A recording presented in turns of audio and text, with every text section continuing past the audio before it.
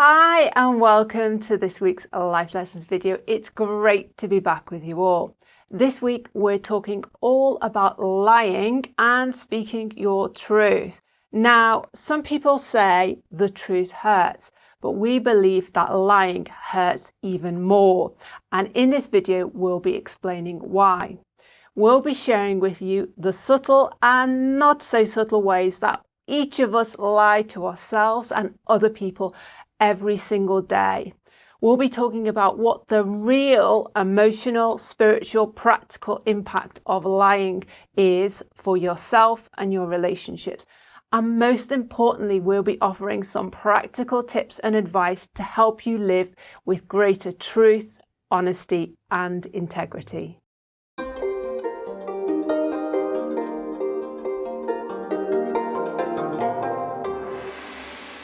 Okay, David, so in your experience, 40 years of working with clients, what are the most common ways that people lie to themselves every day?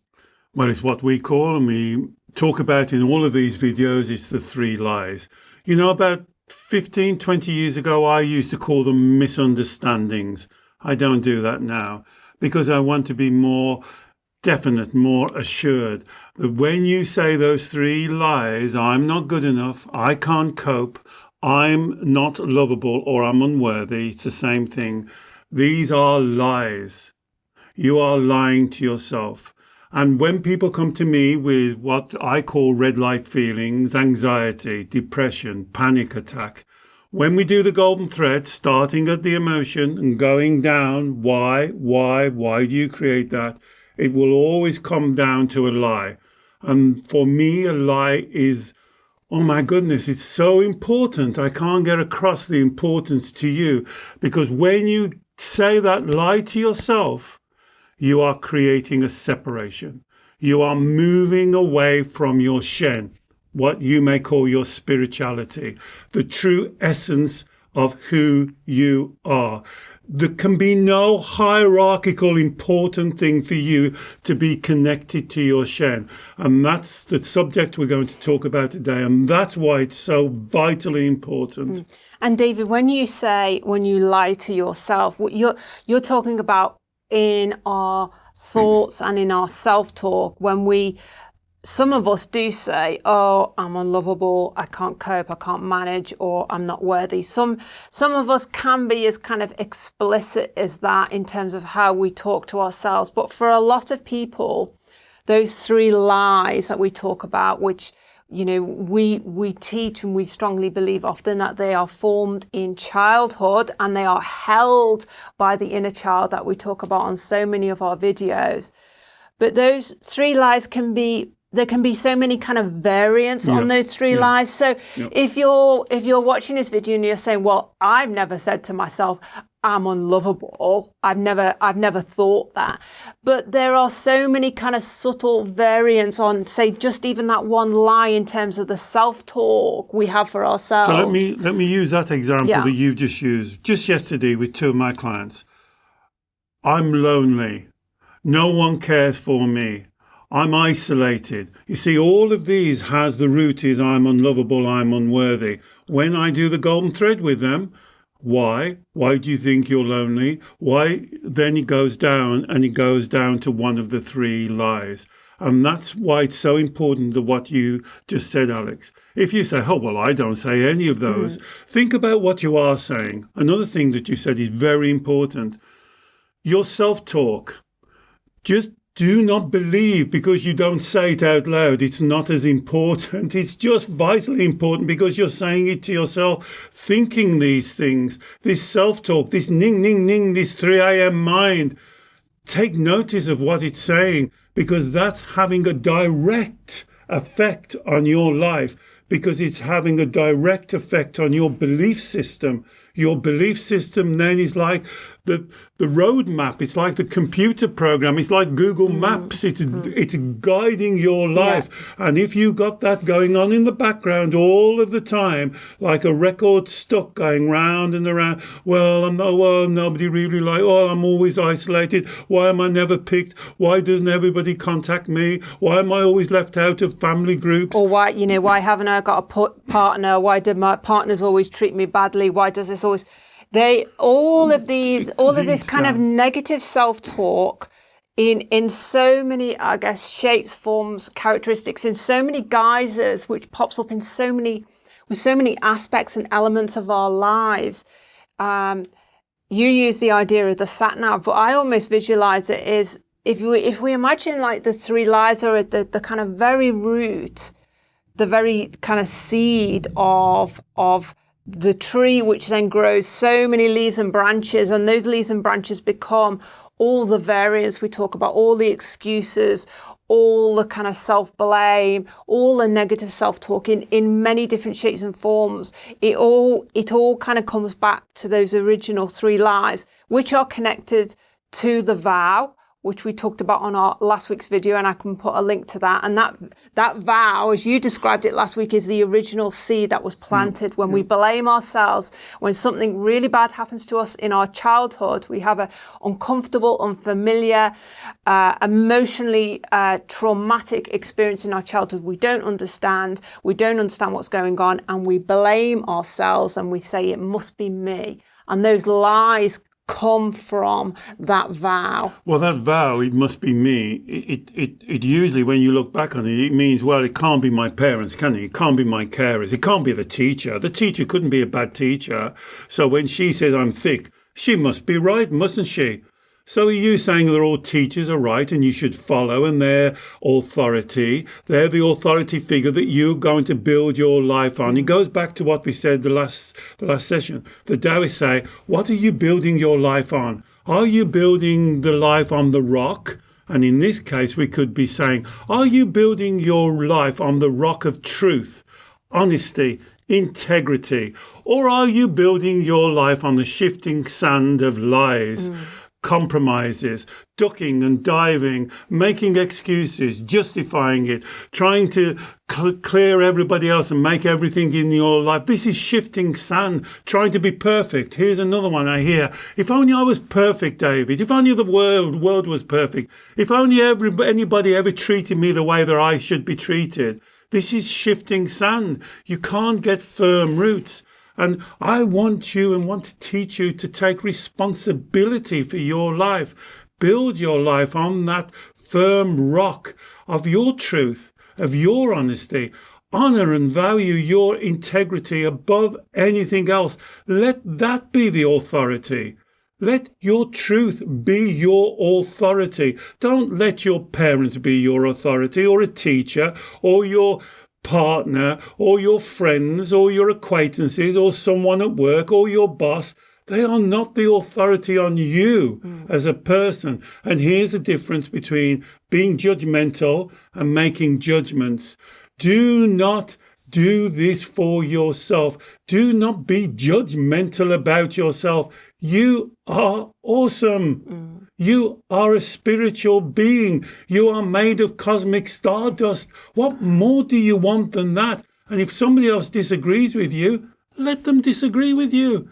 That's not your authority. Your authority is much stronger. But I mean, David, as we said last week, we often, if we buy into the lie, the fundamental lie that we're not good enough, then we allow other people to kind of run our lives for us, because we look to them for authority. We look for them for guidance. We look for them for making our life decisions, and we look to them for our opinions of who we are. And then we talked about all of this in last week's video. But I think, David, that really I want to hammer home to people, because it took a while for me to really appreciate the profoundness of this issue with the three lies. Because when we talk about lying, most people will say, well, yeah, that's lying when I say I'll do something when I don't want to do something, really.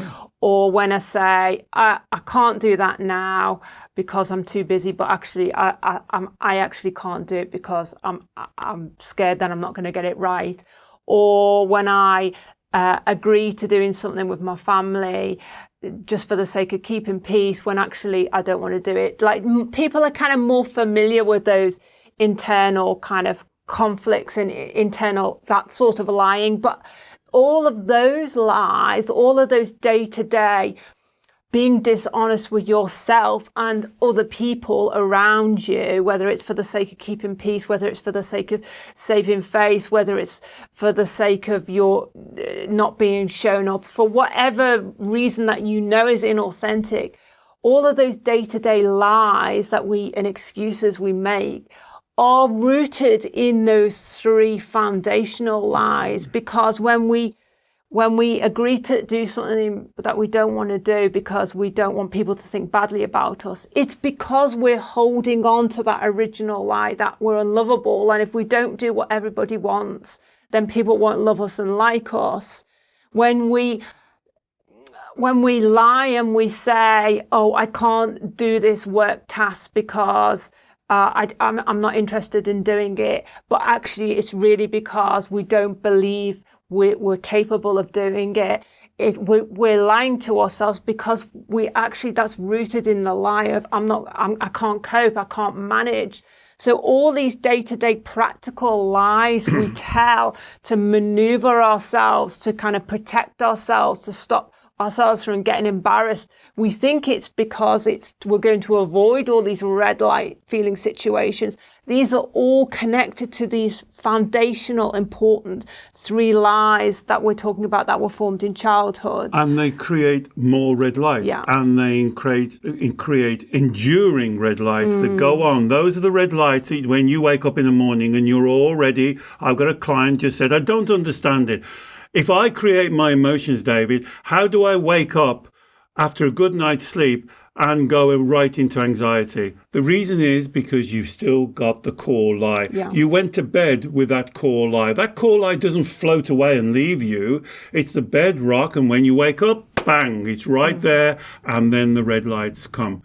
And listening to what Alex trying to explain, I can almost guess what you're saying there. Oh, this is crazy. This is too big a step. I can't suddenly swing into a room and open the door and say, right, I'm going to tell you all the truth now. Things are going to change here. And we're not saying that, of course. What I am saying is this is a two-step process. I call it delivery. How you deliver your truth. Now, what I would say the first step and the most effective step and the step you can do today, right now as you're listening to this video, is do not lie to yourself.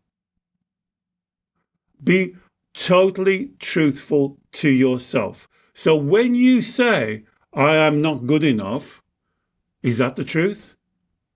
Give yourself the evidence, not the result of thinking that. I will tell you nearly all of my clients, when we go down the golden thread, and this is what the golden thread is doing, clearing the confusion. This is one of the most powerful things about the golden thread. It makes you laugh when you go, oh, I'm not thinking that, am I? Goes down, he said, I am not good enough because my father told me I wasn't good enough. Is that the reason why you're not good enough? Is your father's authority, your mother's authority, your carer's authority, does that outrank what you are? Do you have to live your life on that belief system? And that's why the first step is to be truthful to yourself.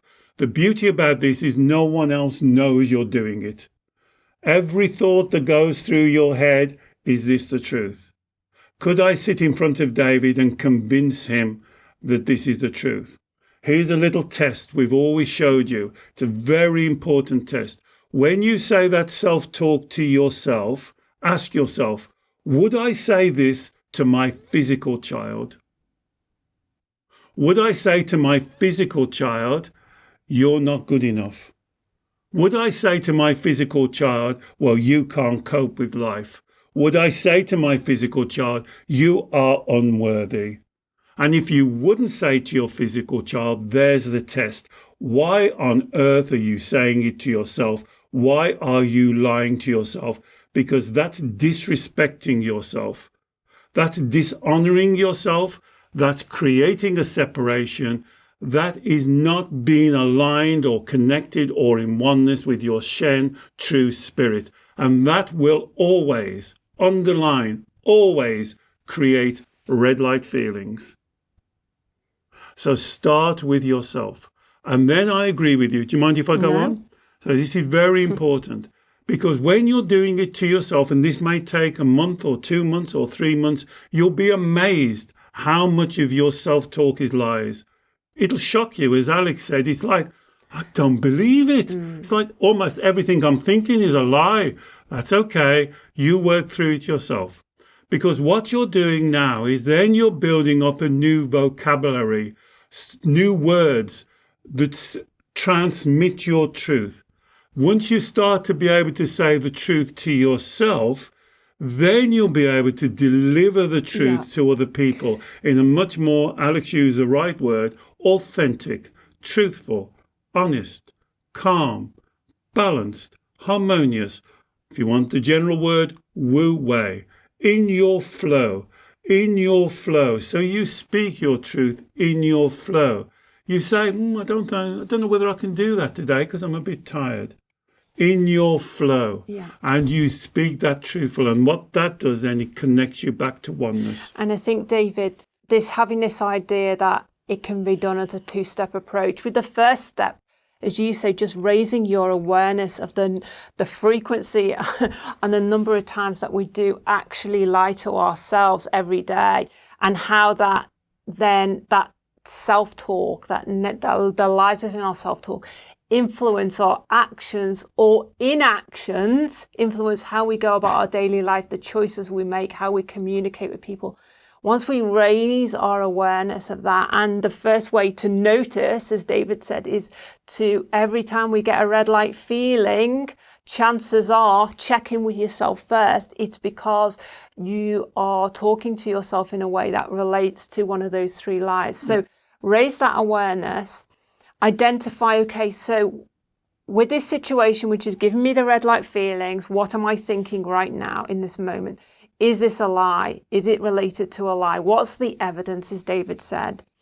And then once you've kind of identified that, yes, it is a lie, ask yourself, so what is the truth here? Ask yourself, what is the spiritual way here? And start to reconnect with your Shen, your spiritual side. And I will put links to videos we've done on that in the video description below, how you can begin to reconnect with your Shen in terms of your self-talk, your choices, and your daily actions. Can I just before you move on, I'm only going to just drop in this because I've had 2 questions about this. How do we know? How do we hear our Shen? Mm-hmm. So we have done videos on this, but just to the difference between the Shen and the inner child or the ego. So I would say what a lot of people confuse their Shen is their instinct, their inner knowing, that gut feeling that is what's right for you. And then you discount it because you say, oh, that was going to cause too much problem. Mm-hmm. That's going to upset too many people. And then you do something different. And what Alex is saying is you have to listen and honor and respect and connect more to that instinct, that intuition, that inner knowing, that inner wisdom that you have. Everyone has got it. You have got it. You know you've got it. You know you've got it. You don't listen to it, do you? Because then you put more importance, more value on what other people think about you, on what they're going to say. And that's exactly what Alex just said. In that moment, in that split second, you're making a choice. Yeah. And instead of going to your Shen and going to your spirituality, going to your truth, going to your honesty, honoring yourself, in that split second, you're going down the other road. You're going down the road to red lights. You're going down the road to pleasing other people, worrying about what they're going to think about you, thinking about their emotions, and doing all of that stuff. And that leads you away from your Shen and leads you into the carousel of despair.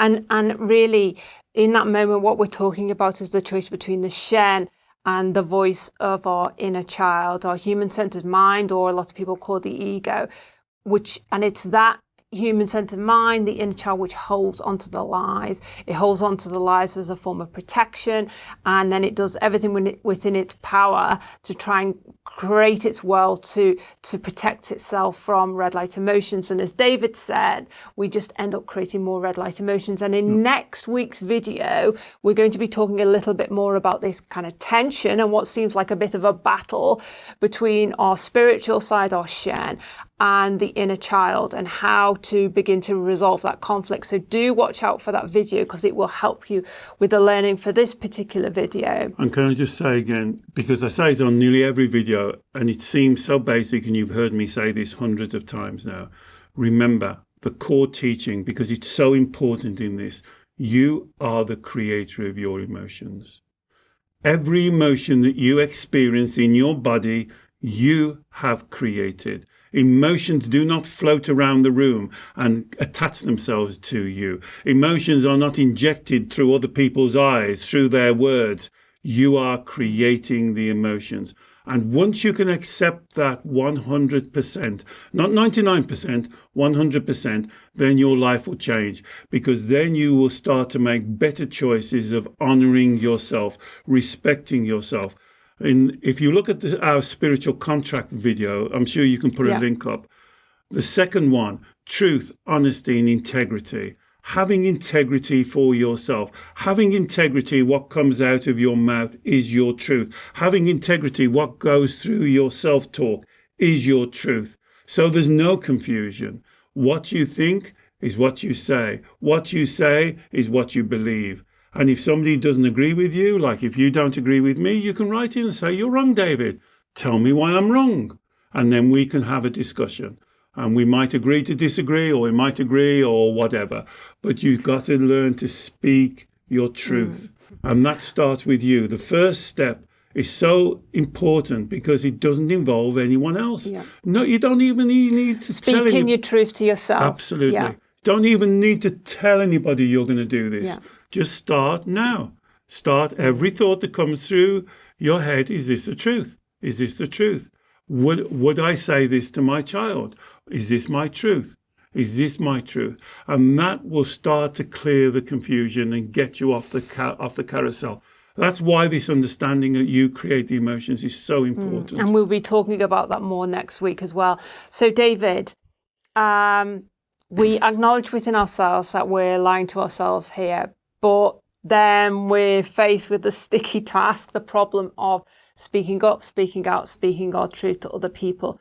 Delivery, as you said, is very important. So you don't need to rush in like a bull in a china shop. Don't do that. For all these people, close family members, partners, work colleagues that you may have been being dishonest to, holding back from in the past.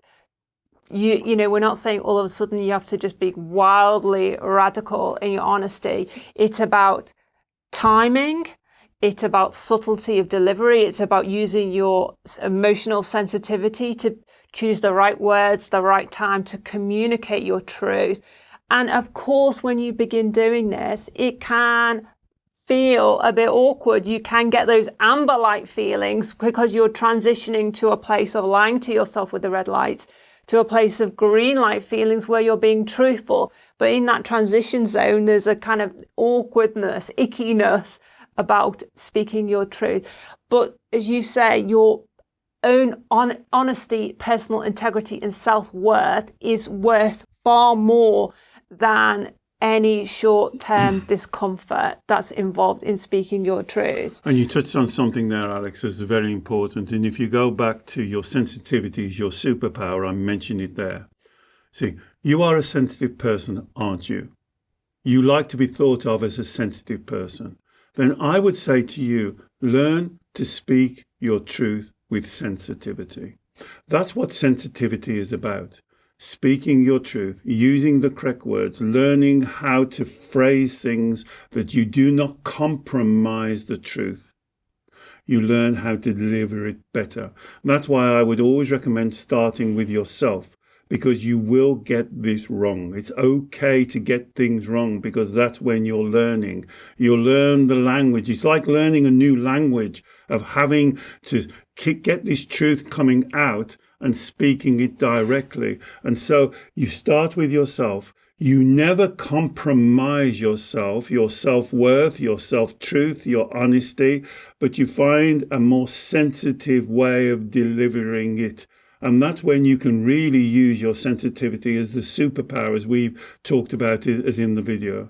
And I will put a link to that video below for you. And also we've done videos on setting boundaries, which touches upon this issue when you have to be clear with people about what is authentically okay for you and not okay for you. And of course, that involves speaking your truth with other people. And the other issue here is really, for a lot of people who haven't been speaking the truth, their relationships, particularly their personal relationships, have been built on a kind of a form of manipulation, because rather than speaking up, speaking out, speaking their truth, they've compromised. They've said things that they don't mean. They've done things that they didn't necessarily want to do because of codependency issues, manipulation issues, or all sorts of complicated, knotty things like that, which are just move you away from authenticity. So we've done a lot of videos on love and relationships, and I will put a link in the video description below to those as well. Now, David, I just wanted to ask you one particular thing about speaking your truth. Is there ever a time when it's not good to speak your truth? Is there ever a time when it's actually a good thing to lie for the sake of keeping the peace, or more importantly, protecting someone? So you've given me two questions there. Is there ever a time when you should not speak your truth? No. Let me get that right. Is there ever a time when you shouldn't speak your truth? Yes, but you should never speak your truth. So let me try and explain. There might be that specific time. Yeah, in that moment. In that moment, it's not worth speaking the truth because, things are just almost too explosive. But, and I hate the word but when it is appropriate, and here's the Taoist word, appropriateness, you do speak your truth. So that may be an hour later, the next morning, you do speak your truth. So it's delivery. It's delivery of the truth. And then your next question is it good to lie? No. That's where I was getting confused. Even if the truth may really hurt someone and actually they're best not knowing? Well, you have to make that judgment. Is it your responsibility? You would have to Or is it your judgment call to withhold the truth? Well, no, you would have to give me. So are they asking you for the truth? And again, this is a really interesting question. Subtle. Here's now we're coming back to this sensitivity. If I knew the truth and you asked me anything, I would have to tell you. Because I do not think I'm honoring you. I do not think I'm honoring myself. I may not telling you right at that moment, but I would tell you. So again, we come back to timing and delivery. And appropriateness. I would call that appropriateness. Because not letting people, and I know people are going, well, how about if you're dying? How about if this? They're going to go to the extremes. But even then, I think speaking the truth is the most important thing. And I know this is really touchy because it happened to me with my own mother. And she asked me, she looked in the eye and said, am I going to die? And I had to say, yes, Mum, you are. You are. Now, I didn't say it as clear as I've just said it to you, but I did tell her the truth. I did not lie to her. Because I do not think I'm respecting or honouring her by lying to her. So I know it's easy to go to the extreme to prove a point, but you would have to give me the specific case, and it is about then delivery, appropriateness. When is it appropriate? Is it appropriate this time, a day later, a week later? When is it appropriate? But I would never lie. That I can tell you that. I would never lie to you. I just wouldn't. Here's another interesting thing about this teaching. What is the truth? So is my truth your truth? Is your truth my truth? Yeah.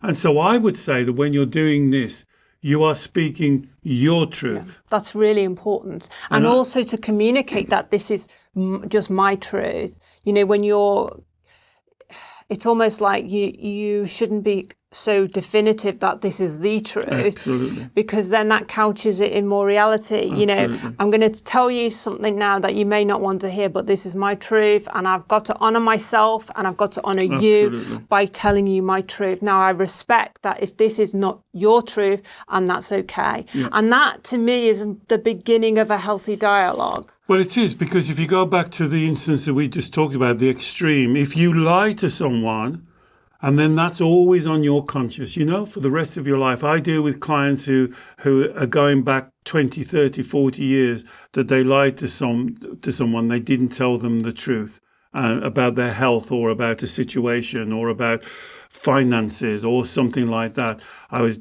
Just a couple of weeks ago, I was working with a gambler who constantly lied. And now, even though he's straightened up the situation, he's now left with this, what he calls guilt, the feeling that he shouldn't have lied. And this is why it's so important. It's a tricky subject. It's not straightforward because, as I just said, your truth may not be my truth. My truth may not be your truth. So what are we talking about, really? We're talking about what we believe to be the truth. And that can be part of learning the dialogue of speaking to somebody. My truth is this. The way I see it is this way. So it's learning that dialogue of being able to communicate your truth in a truthful way. But it's a very important teaching. Your truth may not be the truth or even my truth, but I have a right to hear your truth. If I'm in a relationship with you, I have a right to hear your truth. And that process of kind of getting familiar with what your truth is, that's something that a lot of us don't spend much time thinking about, because for those of us who are led by the lies of I'm not good enough, then we are following other people's opinions about what we should be doing, who we are, all that sort of stuff. And maybe we've never taken that time out to think about what we authentically want. And again, we've done another video on that, and I will put that link below for you. But that links, you see, when we go through that, when we go through the extremes like we've just done, that goes back to what I said at the beginning. Now, a teacher who says you're stupid. Now, that could be her truth. She could think you're stupid. It's not a very good teacher, but she could think that. But is that the truth, or is that even your truth? So are you basing your truth on what she believes? And that's why this truth is so important, that you've got to get absolutely acquainted and connected with what's truthful to you. And that goes back to what I try and say on all of my videos. What do you believe? Why do you believe it? What is it you believe, and why do you believe it? If you believe one of the three lies, I'm not good enough, why do you believe that? Where is the seed? Where does that come from? I call it the evidence, not the result of thinking that. Why do you think that? Where did you first pick that up? You didn't come out of the womb thinking you're not good enough. Where did you learn that from? And that's what you've got to challenge, because you're using that as authority. Is that the truth? Is you're not good enough the truth? My truth is that is not the truth. I do not believe you cannot be good enough. I don't even understand the statement. Not good enough for what? Whom? Where? Why? Doesn't even make sense to me. But that's my truth. So you have to say, David, you're wrong. I'm not good enough, and here's my evidence. Not, this is the result of thinking I'm not good enough. This is what started it. This is the core. And I will guarantee you it will go back to what someone said to you or what you believe they were thinking. Now, is that the truth? Can you rely on that? And you see how important this is when you start to unpick it. It's a very important teaching. And I think, David, this understanding of the reasons why we lie to ourselves, which is kind of what we've been talking about the whole of this video, what motivates us to lie, where does this come from, and how we do it in everyday life. I think this understanding will also help us when we know that other people are lying to us. It'll help us understand their motivations to, I'm not saying that them lying to us is okay or a good thing, but it helps us to understand the motivation rather than being judgmental about the whole person. And again, in a relationship situation, it will help you approach this in a more authentic way in terms of communicating with someone who you think is lying to you or being dishonest about something in the relationship. Yes. And so that's very important. If they're saying, that's all they're saying is their truth, and you have to then make a judgment, not be judgmental. Yeah. You see, that goes back to what we said. Not be judgmental on them, make a judgment on what they're saying. Or if they're not saying their truth and you kind of know that because they're being dishonest, again, you can have a better understanding now as the motivation. Absolutely. Rather than judging them as a person or judging yourself because of their dishonesty. It's no reflection on you. So it's important that we've gone to the extremes, because I know that's what your mind would take us, to the extremes. But I would want you to bring you back now to the first step. The first step is just do this for yourself. Please, just do this for yourself. At the end of this video, don't think about the extremes. Don't think about other people. Wouldn't it be better just for you to live in your truth? Just for you, just to reduce or stop the red light feelings. How about that? Just stop the red light feelings today. No more stress, no more anxiety, no more tension, no more panic attacks. Just be truthful. Be honest with yourself. And then when you're honest, then you can start to act on that honesty and make the changes that we're talking about to bring you back into balance. So stop going to the extremes, just to make that simple step of what you say to yourself, your self-talk, the ning, ning, ning, ninging is the truth. And that brings the inner child in to you, into the oneness, and connects you to your Shen. And that's the life lesson here, really, isn't it, David? That's all. You know, we talk about, well, what's the life lesson? I can tell you the overriding life lesson is oneness. It's to be connected with your Shen. Is to absolutely accept that you are a spiritual, amazing, awesome human being. Your life journey is unique to you. There is no one in the universe like you. And to respect yourself above all, honor yourself, honor your life journey. And you do that by living your truth. Thank you, David. Well, I hope you have got some real useful value and understanding out of this video. If you can relate to anything we've talked about today, please do comment below, share your thoughts and experiences. If you know anyone else who you think may benefit from watching this video, please do share it with them. David works every week with clients on the 3 lies we've talked about. And if you're interested in working with David by video call, wherever you are in the world, I will put a link with more information to David's sessions below. And finally, we produce new videos every week on our YouTube channel. So please do subscribe and click the bell notifications button when you subscribe so you get a little email notification every time we produce a new video. We look forward to seeing you next week. Bye-bye.